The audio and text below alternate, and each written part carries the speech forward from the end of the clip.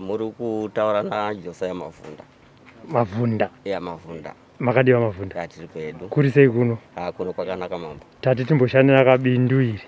Maita rugby because mawo munogona kudzidza zvizhinji kubva munhu. Anditika. Tichitanga panapa tidzidzisei tinzwi zvakamira sei muno. Tingati ndo yatoti giant rap E. But ichiri diki zvayo. Muchaona yakanyatsa kuita takumberuka. Ndo yatoti giant rap E. Tichienda panapa. Saka giant rap inobva kupi iyoyi? Kuti tizongoona panapa yakura pane kwamunotenga maseedlings here pane kwamunoita sei?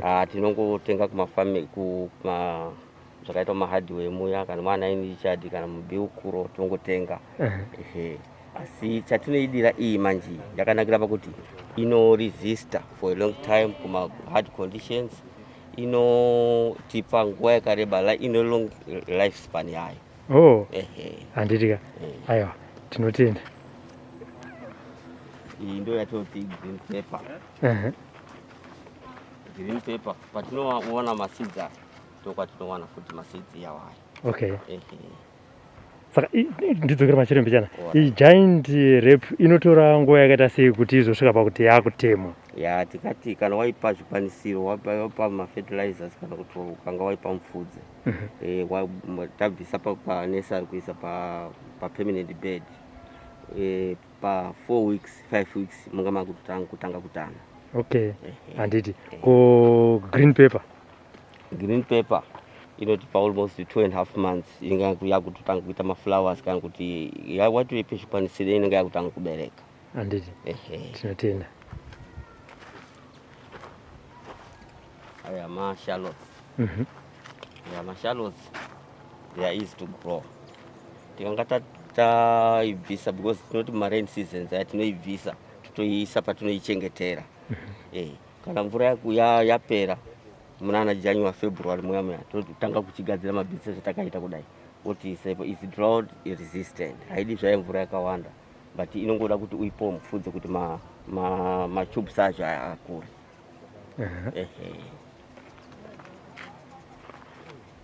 Aya tomatoes. This is 9 series. It's 9009. Ndo type ye domasi redu iri. Domasi redu iri parakanakira. Munokurumidza kuri harvester. Tichiti nokurumidza kuri harvester pa 3 months 2.5 months munenge makutotanga kuona amwe maakutotanga kuibva. Anodo mafertilizer nemanyowa zvakaita sei?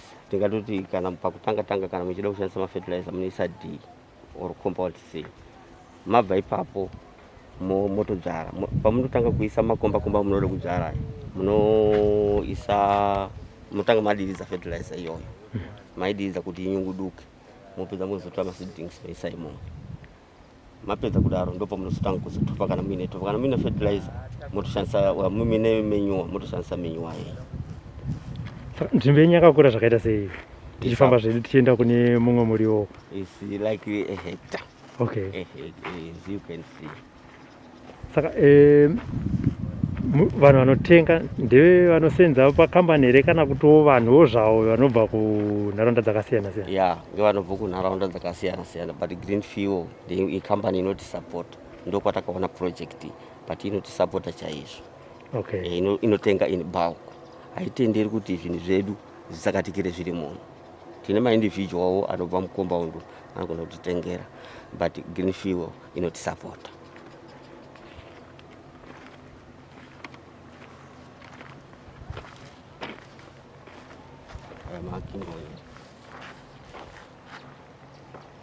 Makingi onyena atakangodzara hedu mashoma, but taakutoregreta then takazodzara pakakura. Sei maakuregreta? Zvabuda zvakanaka. Zvabuda zvakanaka. Handiti. Aiwa, ndopoka mwakaonoteera mune dzakawanda. Matomatoes asi asiyana neataona pekutanga here? Asiyana uyu aya madiki aya.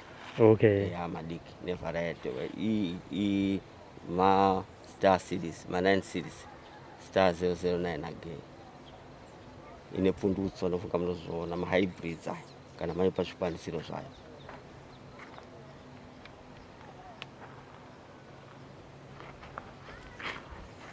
icho mali very drought resistant.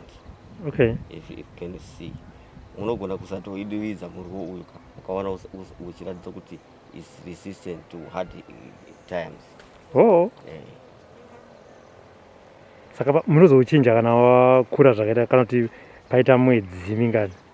Hatingatoti 4 to 5 manzi munogona kuva muina ndopa wakanakira uyu wakati kufanana neuyu kwatiri kuenda kumberi uko iwo uwo ndogona kuita gore rese muinawo.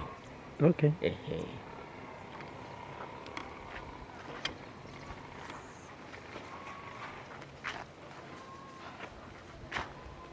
Aya macarrots.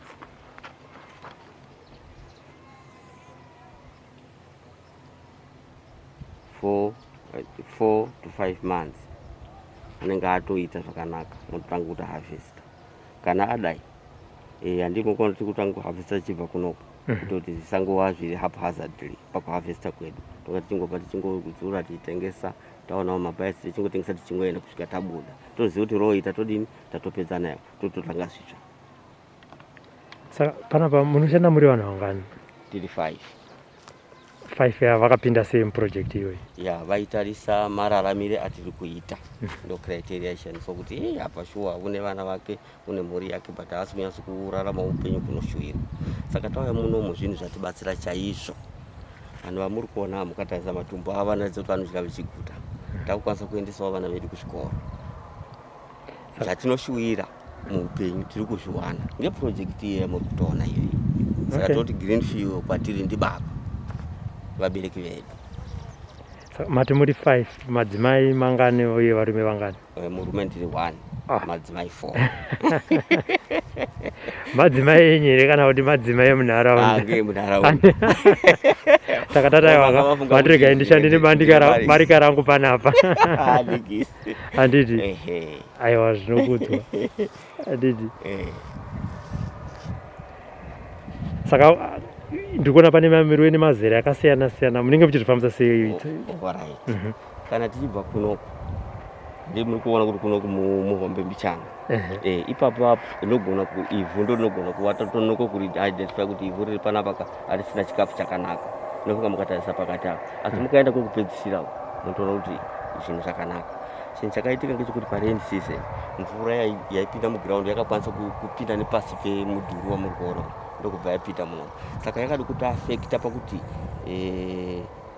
manutrients edu akada kutitiza but zvakatijuma because last year toba takatanga project. Saka last year hatina kumboona dambudziko rakafanana neyi but this year tatodzidza ipapo kuti takutoisa imweni plant ipapo tinofanira kuva tichiise mafertilizers kana manure yakawanda. Mvura yekudiridza munoiwana kupi? Mvura yatiri kudiridza tinotoiwana pane supply inoenza muground ndo yavakabridge kuti iuye kuno isupply futi mukati. Saka tina matap 1 2 but tiri kuda kuti tive neamwe 2 panapa pakati panapa ndo maproposals avusedu. Kana muchishanda nazo kuti munoshanda muri 5 munoita zvemajuti munoyamese makuseni mobva maenda kumba here munozvifambisa sei? Ya kunoku tinokutora sekubasa tinotoya muno everyday tinotoswera tiri muno. Tingakuzosiyana pakuti umwe woti no ngandimboende kotora chakati chanakanga nokomba ndiwo mungatosvika asiri muno but tinotomuka tichitoya pabasa everyday. Okay. Hatina fertilizer takashandisa muno takatoshandisa manure but as you can see izvozvezvika nyangwe isusuka muupenyu umwe naumwe uri munhu watodzidza kuti raramo iri yapa kurima. Saka tichiti green fuel ngairambe ine mwoyo wakatiitira kuti ngatisarudze ava vanoita sekuti vari kutambudzika tovatora tovapa project vakwanise kuraramise mhuri dzavo. Vana vedu takubhadhara nenguva kuchikoro, chikafu chokudya tinacho. Saka izvozvo tinozvishuwira kuti tichagara takabatanawo nayo. Kana yaitawo dambudziko rokuti woti no tinode zvakati nyangwe kuti muri toona kuti takatana green fuel yoti tode muriwo zvinani tisiye mwoyo chete but tichiti tiri kupa mubereki wedu wakatipa project.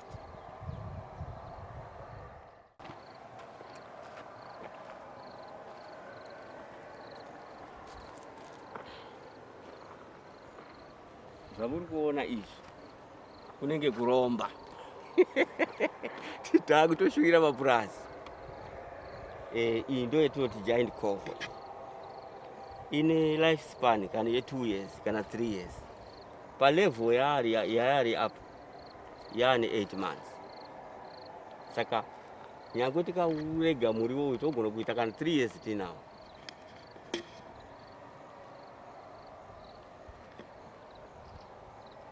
Chinongodiwa kuti kana wakura kudai ma-cuttings ese anofana kubva ndokuti chikafu chigone kurera mashizha aya.